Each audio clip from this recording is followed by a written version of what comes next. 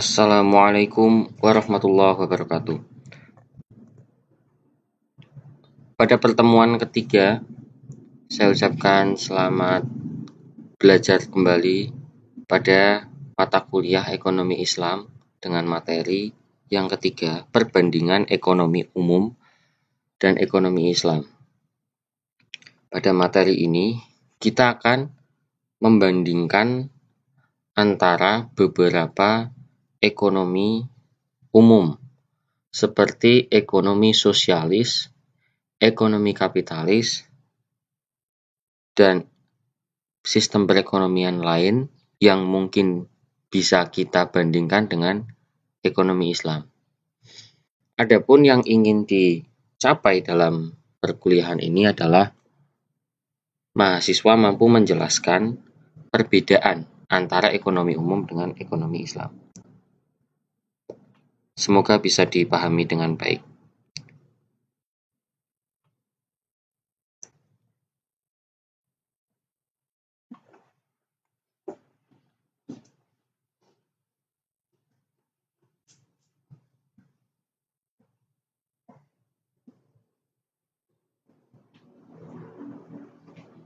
Adapun pengertian ekonomi Islam secara bahasa adalah ilmu yang mempelajari tentang sistem ekonomi berdasarkan prinsip Islam. Sempat kita bahas pada pertemuan awal. Nah, kemudian ada yang perlu saya jelaskan kembali tentang konsep dasar ekonomi Islam, bahwa ekonomi Islam memiliki goals atau tujuan untuk membentuk perilaku masyarakat ekonomi menjadi perilaku masyarakat ekonomi yang sesuai dengan prinsip atau konsep ilmu ekonomi Islam, baik dalam konsumsi maupun produksi. Pada slide ini dijelaskan tentang hal itu, yaitu perilaku ekonomi manusia.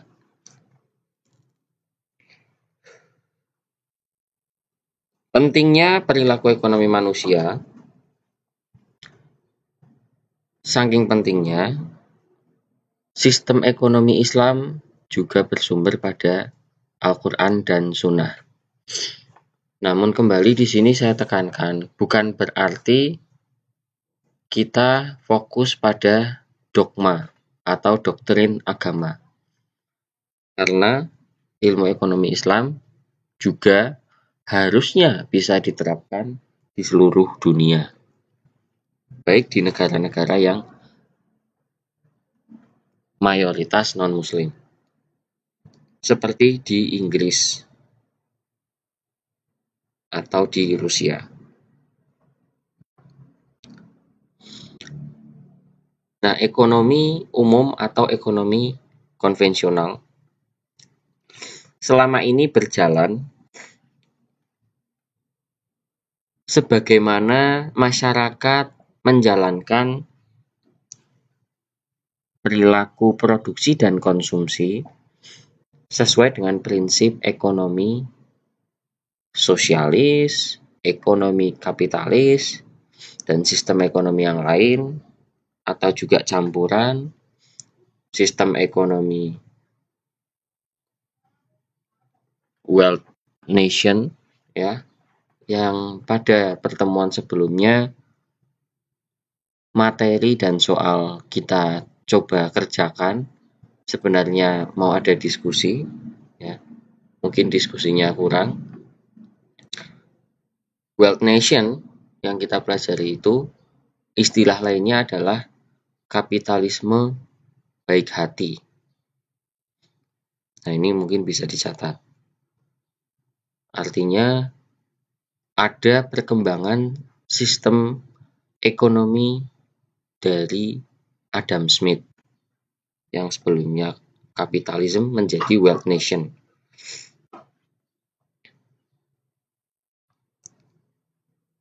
Sekarang coba kita bandingkan 3 sistem yang paling utama, yaitu sistem ekonomi Islam, sistem ekonomi kapitalis dan sistem ekonomi sosialis.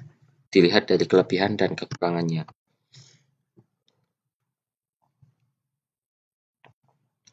Tentu istilah-istilah di sini tidak bisa saya jelaskan dengan baik berdasarkan background pendidikan saya yang bukan dari pendidikan agama, ya, tapi ekonomi, atau bukan spesifik sarjana ekonomi Islam, tapi sarjana ekonomi. Tapi setelah saya pelajari, saya harus memberikan pandangan umum saya, pendapat pribadi secara umum, di mana ada beberapa sistem ekonomi yang sebenarnya pada sistem ekonomi umum sudah dijalankan dan ternyata di sistem ekonomi Islam itu ada, ya. Tapi tetap ada perbedaan dalam implementasinya, teman-teman. Dikatakan di sini sistem ekonomi didasarkan pada ajaran dan nilai, ya. Saya berikan contoh.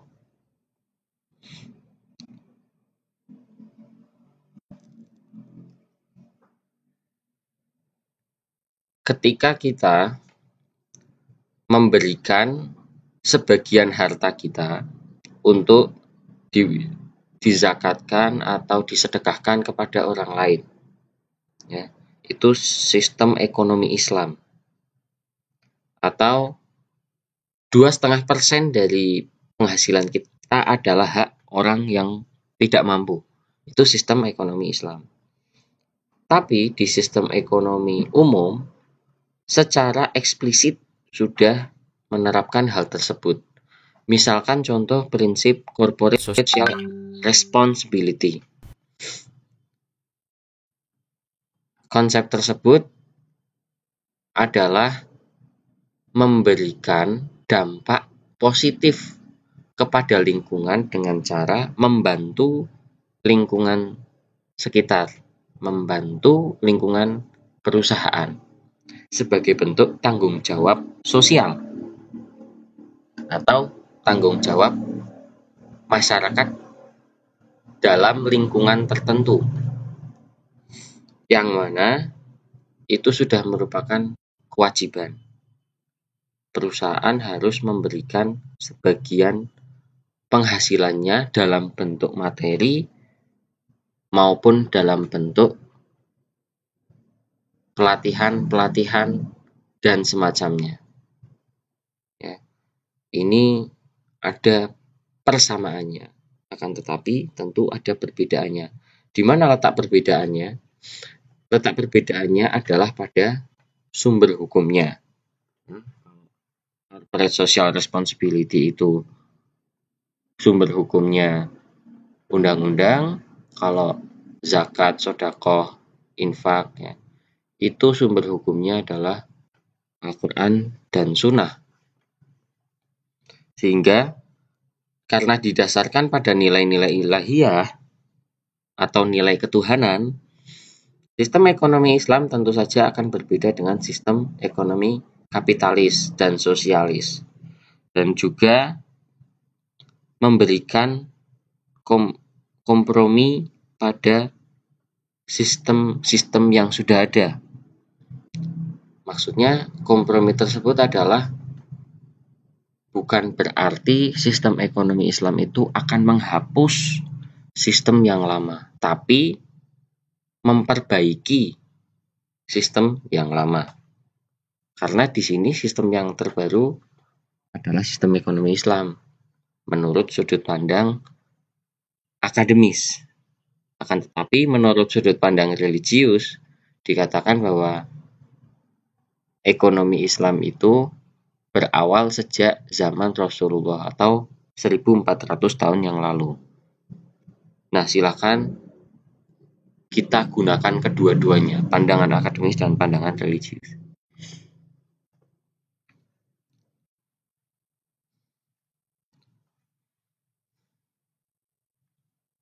Ekonomi Islam memiliki beberapa ciri khas, terutama ketika diterapkan pada aktivitas atau dalam kehidupan, dalam perilaku masyarakat. Ciri khasnya adalah lebih kepada beberapa hal yang sangat mendasar. Contoh ketika melakukan transaksi.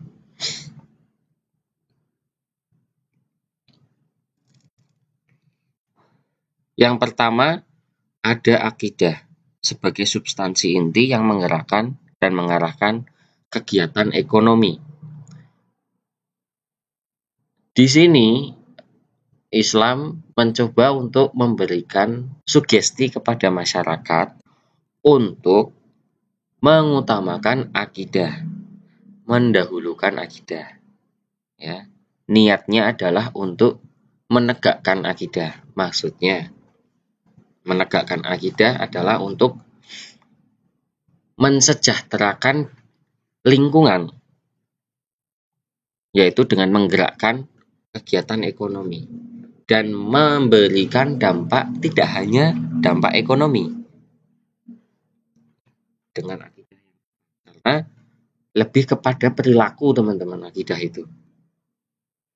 Kalau perilaku transaksi masyarakat itu baik, maka perilaku yang lain juga akan baik. Kenapa? Karena pada dasarnya ekonomi adalah kebutuhan dasar manusia. Jika dasarnya sudah baik, maka ke depannya akan baik pula. Kemudian syariah sebagai istilah hukum atau ketentuan dalam Islam. Kalau diartikan syariah secara bahasa artinya hukum, yaitu sebagai batasan untuk memformulasi keputusan ekonomi. Hukum apa? Sumber hukum Islam adalah Al-Quran dan Sunnah. Jadi nanti contohnya adalah ada halal dan haram. Ya.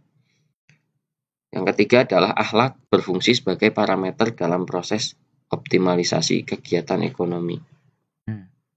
Setelah tidak hanya akidah dan syariah, kemudian yang ketiga adalah akhlak untuk mengembangkan sistem perekonomian yang ada dengan akhlak. Istilah lain akhlak mungkin bisa kita gunakan sebagai diartikan sebagai budi luhur.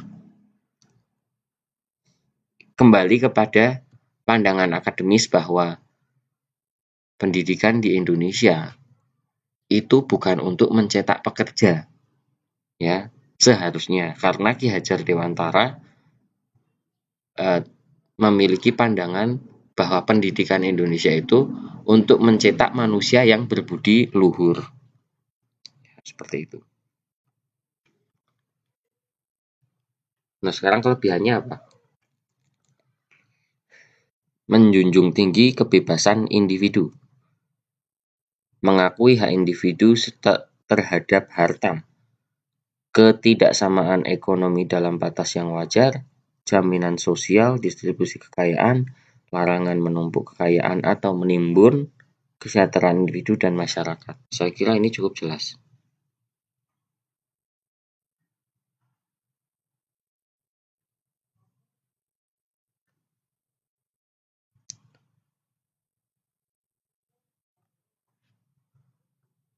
Yang menjadi kelemahan karena masih sedikit literatur tentang ekonomi Islam, rendahnya edukasi tentang ekonomi Islam di masyarakat, sehingga perkembangannya pun masih sangat perlu ditingkatkan.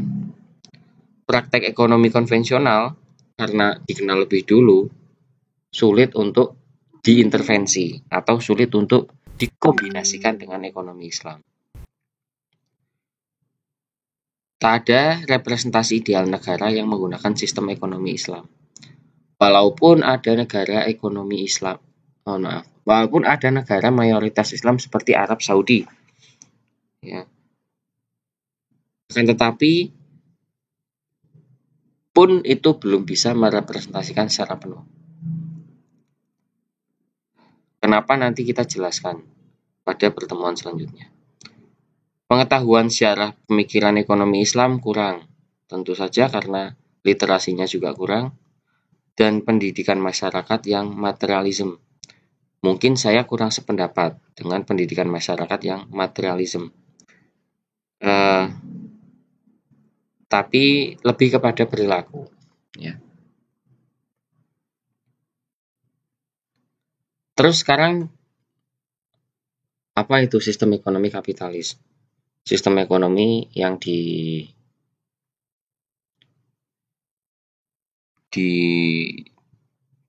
dipikirkan dan dihasilkan dari pemikiran seorang Adam Smith, di mana sistem ekonomi kapitalisme memberikan porsi yang sangat besar kepada mekanisme pasar bebas. Sehingga semua orang bebas melakukan kompetisi untuk memenangkan persaingan bebas. Tentu ada kelebihan yang sudah dirasakan dalam sistem ekonomi kapitalisme ini. Dan juga ada kekurangan yang dalam waktu yang bersamaan bisa dirasakan bahkan oleh orang yang sama. Bagaimana dikatakan sistem ekonomi Islam memiliki akidah dan syariah dan akhlak. Nah, di sini bukannya tidak ada akidah, bukannya tidak ada syariah, dan bukannya tidak ada akhlak, tapi tidak diutamakan. Ya, tidak diutamakan. Sistem ekonomi kapitalis memberikan kebebasan kepada semua orang asalkan tidak melanggar hukum. Gitu ya. One way or another except outlaw. Apapun caranya untuk memenangkan pasar, yang penting tidak melanggar hukum. Ciri-cirinya pengakuan yang luas atas hak pribadi. Nanti pada akhir akan saya jelaskan tentang kepemilikan harta pada ekonomi Islam, kapitalis, dan sosialis. Perekonomian diatur oleh mekanisme pasar bebas.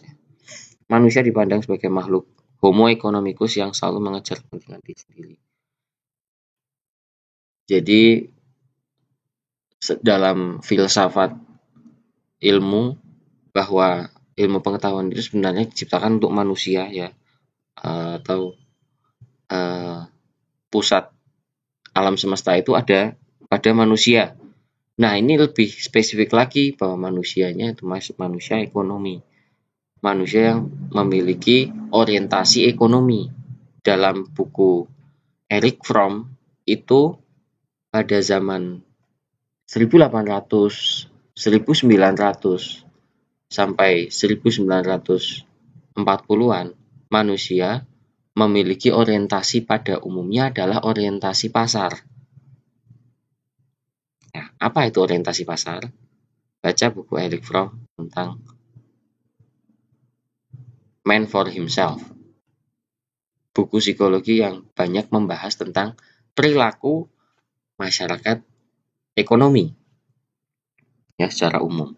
Bukan perilaku masyarakat ekonomi Islam. Dan paham individualisme didasarkan materialisme warisan kuno zaman Yunani, disebut hedonisme. Ketika seorang mengutamakan suatu merek tertentu, itu adalah salah satu contoh hedonisme. Kelebihan sistem ekonomi kapitalis yang sudah kita rasakan, kita tidak bisa menutup mata, yaitu adanya peluang untuk bersaing secara bebas. Tapi, apakah persaingan itu sehat? Itu pertanyaan yang lain. Ya, dari 3 ini, intinya itu bisa bersaing secara bebas. Silahkan Anda baca sendiri. Ya, ini juga bisa menjawab pertanyaan apakah bisa bersaing secara sehat, secara fair, ya. Dalam setiap pertandingan sepak bola itu mengutamakan fair play, ya. Kalau di sana lawannya 11, ya kita juga timnya ada 11 pemain. Salah satu contoh fair play. Ya, kemudian tidak mengintimidasi lawan dengan cara-cara yang melanggar peraturan sehingga nanti bisa berikan sanksi. Sama dalam ekonomi juga seperti itu.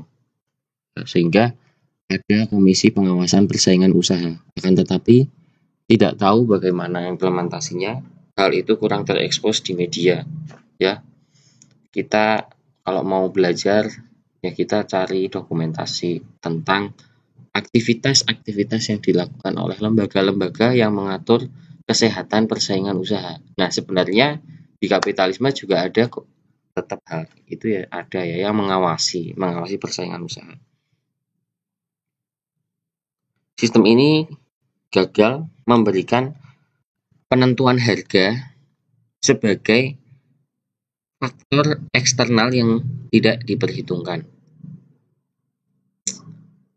Jadi, menurut pandangan saya, poin kedua ini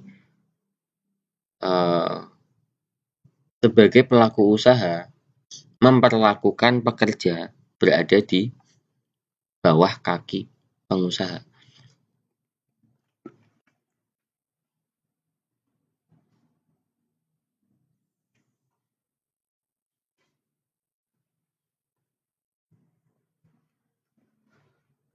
Kita lanjutkan. Nah, apa sistem ekonomi sosialis? Adalah sistem yang memberikan kebebasan cukup besar pada setiap orang, tapi dikendalikan oleh satu kekuatan, yaitu pemerintah. Pemerintah masuk sebagai pengendali ekonomi dan menguasai hajat hidup orang banyak. Apalagi satu komoditas yang sangat penting seperti listrik, gas, air, energi, telekomunikasi. Ciri-cirinya terutama untuk negara-negara komunis yang masih menerapkan sistem perekonomian ini, tapi tentu perlu diingat bahwa sistem perekonomian sosialis pun berkembang. Sistem ekonomi sosialis yang sekarang beda dengan sistem ekonomi sosialis yang dulu. Nah, tugas kalian untuk mengupdate itu. Nah, ini saya sampaikan dasarnya. Kalau saya sampaikan perkembangannya, kita tidak tahu sejarahnya, justru keliru. Ya.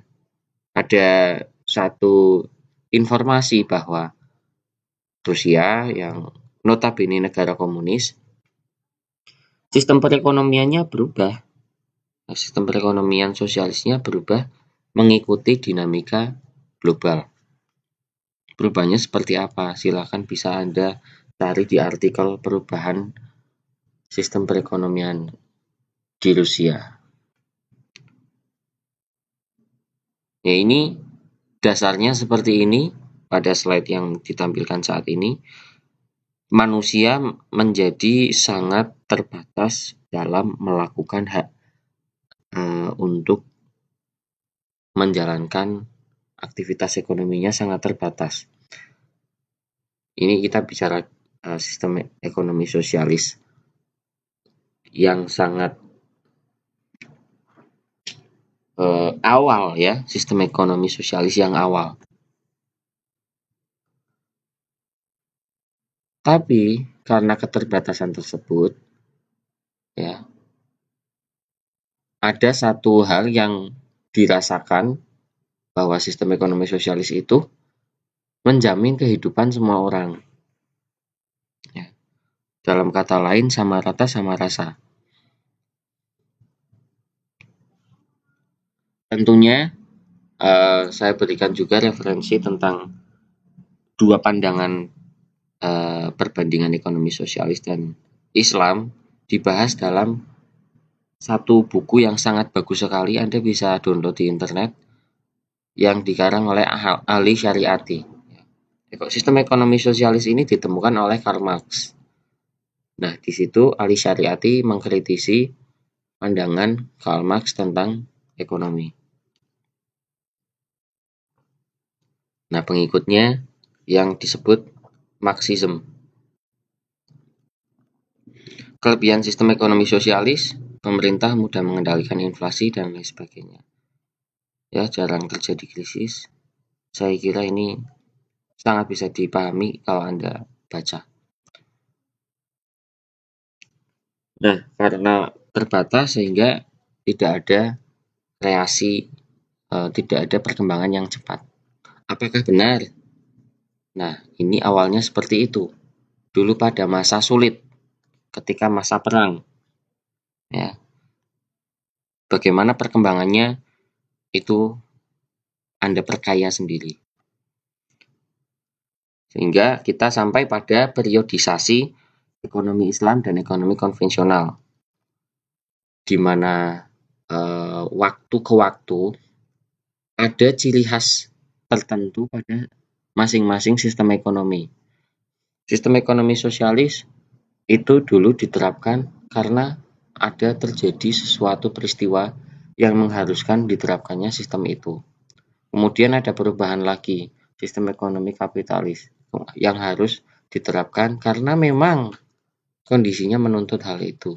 Sekarang ekonomi Islam yang disinyalir juga hal seperti itu, hal yang memaksa dalam tanda kutip, hal yang tidak bisa tidak mengharuskan sistem perekonomian itu berkembang, termasuk memadupadankan konsep ekonomi Islam dengan konsep ekonomi umum. Ya, sifatnya tidak menghilangkan sistem ekonomi yang sudah ada. Great Gap pada tahun 500 tahun yang lalu, ya, sebelum masa pencerahan atau istilahnya Dark Age. Apa yang membuat kegelapan, maksudnya Dark Age itu? Yang membuat kegelapan itu terjadi karena perilaku masyarakatnya yang tidak memiliki pendidikan tentang ekonomi, salah satunya. Sehingga banyak terjadi kalau misalkan setiap perubahan itu pasti ada kekacauan. Nah, ini lebih hebat dari kekacauan, yaitu adanya ketidakstabilan kehidupan, ya. Rasa tidak aman ketika masyarakat itu melakukan aktivitas apapun, termasuk aktivitas ekonomi, itu tidak berjalan sebagaimana uh, tidak tidak semua aktivitas ekonomi itu, bahkan hak yang mendasar itu bisa dipenuhi, ya. Bisa jadi orang kelaparan itu hal yang biasa di masa itu. Kalau dalam pandangan religius, merebaknya ketidakadilan, gitu ya.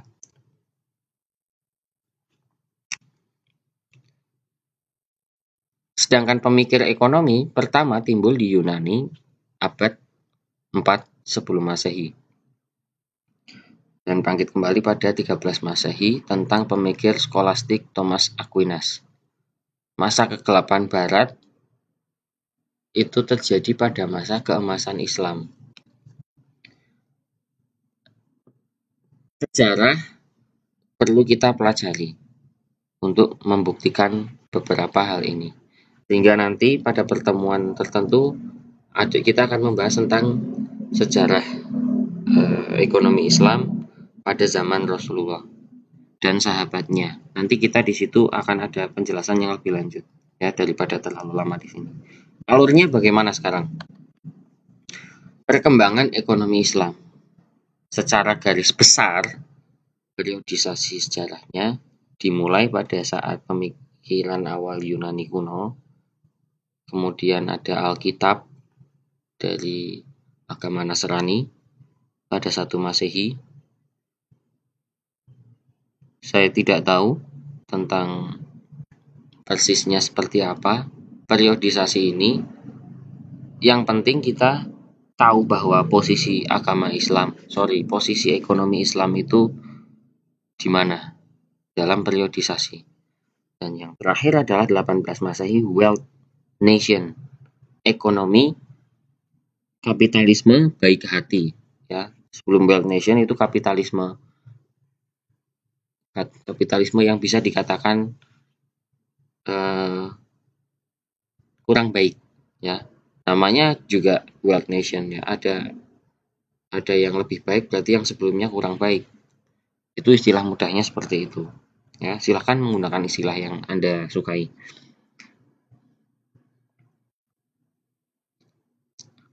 Lalu kemudian setelah kita tahu posisi ekonomi Islam di mana, terus bagaimana perkembangannya? Dimulai dari turunnya wahyu, kan? Al-Quran dan Rasul, messenger,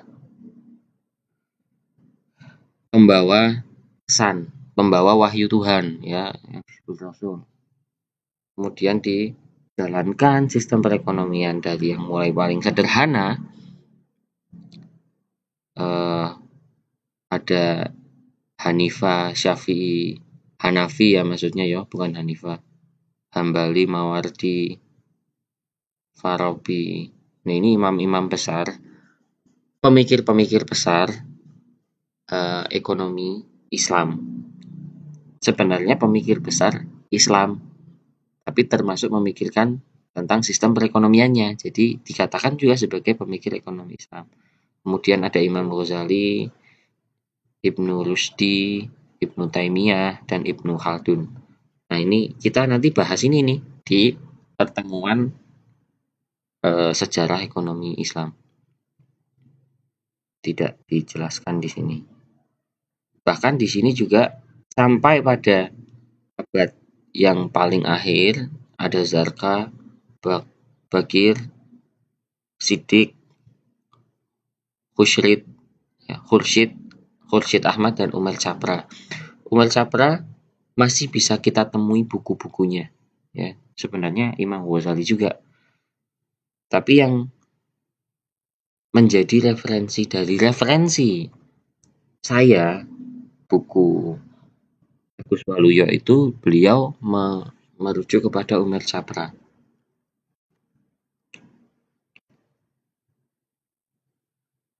Nah, perbandingannya coba kita telusuri satu persatu secara kronologis. Mula-mula dari generasi konvensional. Filosof yang bernama Hammurabi pada tahun 1700 sebelum Masehi, dan Xenophon, Plato, Aristoteles, dan juga Alkitab Bible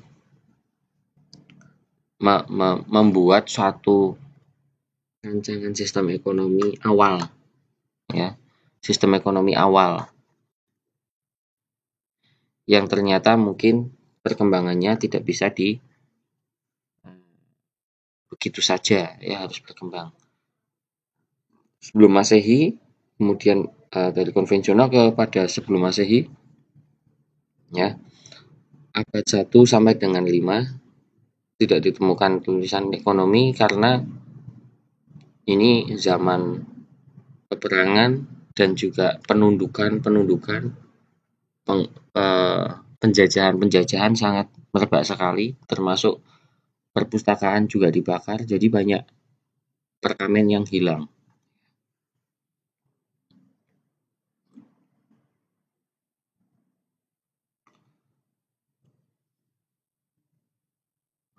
Oke, kemudian sampai pada periode yang sekarang ini, yaitu konsep ekonomi yang ditawarkan oleh para pemikir ekonomi, tidak hanya Islam, tentang konsep ekonomi Islam.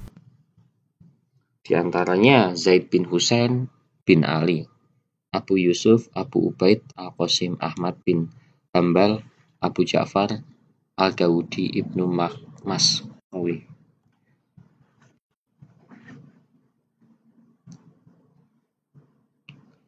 Era konvensional juga mengenal istilah skolastik, merkantilisme, fisiokratis, dan paham klasik Adam Smith. Periodisasinya, waktu itu Adam Smith, kita bahas yang terakhir, ditemukan penulisan ekonomi dari seorang penulisan Islam.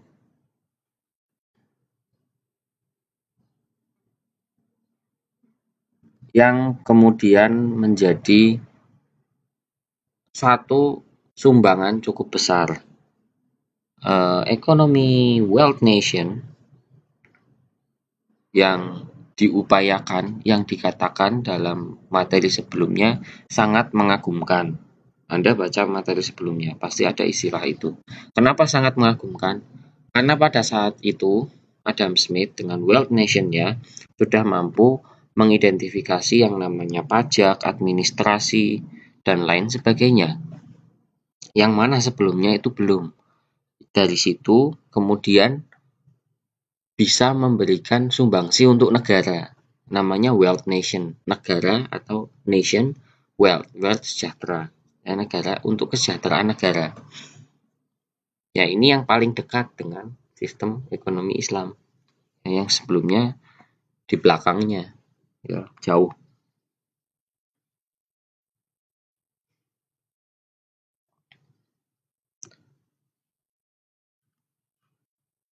Nah, ini juga membuktikan beberapa literatur imam besar Islam pada masa di sini dituliskan 1058 sampai 1400 Masehi di antara Imam Ghazali dan Ibnu Khaldun dan Ibnu Taimiyah memberikan konsep ekonomi Islam pertama yang setelah masa sahabat dan Rasul. Setelah masa Rasulullah kemudian Khulafaur Rasyidin, nah kemudian imam besar ini muncul. Nah, ini memang sejarah, kita membahas tentang sejarah. Anda untuk memahami Islam dari slide ini, setelah saya cermati betul-betul, setelah saya maknai, yang perlu kita perhatikan adalah bahwa untuk memahami konsep ekonomi Islam, kita paling tidak mengenal orang-orang ini terlebih dahulu. Bukan mengenal namanya saja, tapi pemikirannya.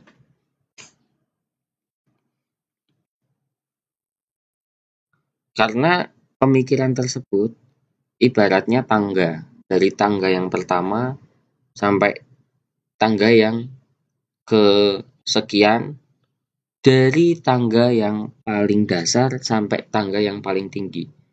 Kalau kita hanya mempelajari bagian tertentu pada satu sistem ekonomi Islam adalah ini, begini menerapkannya, kita tidak tahu proses perjalanan tersebut, ya, tidak tahu kronologisnya seperti apa.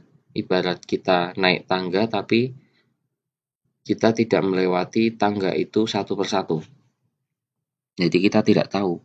Saya di lantai kedua, tapi misalkan lantai 2-nya nggak ada lift, hanya ada tangga.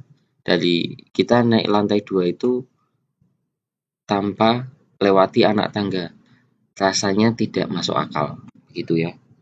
Jangan membuat sistem pembelajaran ekonomi Islam tidak masuk akal, ya. Buatlah sistem pembelajaran internal individu kalian masing-masing, sistem pembelajaran yang masuk akal.